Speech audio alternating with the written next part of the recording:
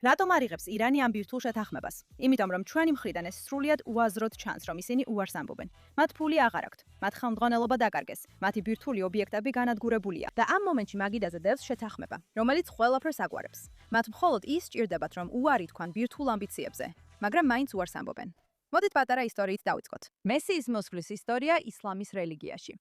ყველაფერი ქაოსით იწყება, რაც განზრახული და აუცილებელი ნიშანია იმისა, რომ დასასრული ახლოსაა. მსოფლიო მასშტაბის ისეთი მძიმე გასაჭირი, რომ სამყარო, როგორც ჩვენ ვიცნობთ, ნელ-ნელა ინგრევა.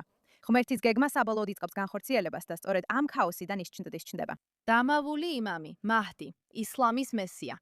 პიროვნება, რომელიც მსოფლიოსგან 1000 წელზე მეტია დაფარულია. ის აგროვებს თავის არმიას და მიემართება იერუსალიმისკენ, რადგან წერი იქ არის და ბოროტების ძალებმა იქ შექმნეს თავიანთი სიმაგრე. და საბოლოო ბრძოლა სიკეთესა და ბოროტებას შორის იმ მიწაზე ხდება, იმამი იმარჯვებს. ისტორია, როგორც ჩვენ ვიცით, მთავრდება და ღმერთის სამართლიანობა საბოლოოდ სუფევს დედამიწაზე. ეს არის ამბავი.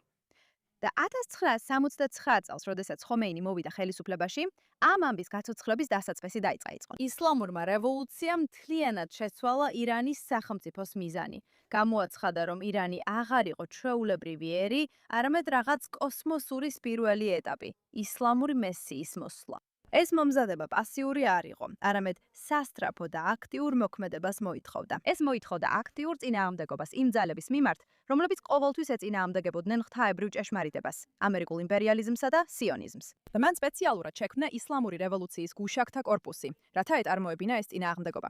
მისი აშკარა მიზანი იყო არა ირანის საზღვრების დაცვა, არამედ თავად ისლამური რევოლუციის დაცვა. ეს ღვთისგან დადგენილია, რაც ნიშნავს, რომ ისლამური რევოლუციის გუშაქთა კორპუსის თეოლოგიურ ჩაჩოში გლობალური ქაოსი არ არის ის, რასაც უნდა აიცილო თავიდან.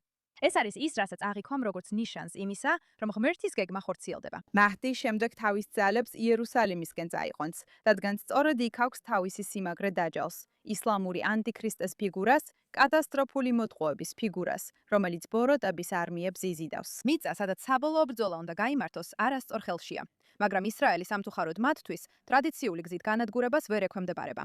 მას რეგიონში ყველაზე დახვეწილი საჰაერო თავდაცვის სისტემები აქვს. მას ამერიკის მხარდაჭერა აქვს. ტრადიციულმა სამხედრო კამპანიებმა მის წინააღმდეგ 10 წლეულების განმავლობაში არაერთხელ განიცადა მარცხი. რომელი იარაღიან საშუალებაა ისეთი მასშტაბური არეულობის გამოწვევის უნარის მქონე, როგორიც დროის დასასრულის სცენარს სჭირდება. დამსხვრიოს არსებული წესრიგი, შექმნას გლობალური გასაჭირის პირობები, რომლებიც იმამის გამოჩენას წინ უსწრებს და შესაძლებელი გახადოს ის, რაც ვერც ერთმა ტრადიციულმა არმიამ ვერ შეძლო. წესი ნომერი 1. უნდა იცოდე ვისთან აწარმოებ მოლაპარაკებას და რას ჯერათ მათ. და წესი ნომერი 2, ბიჭებო.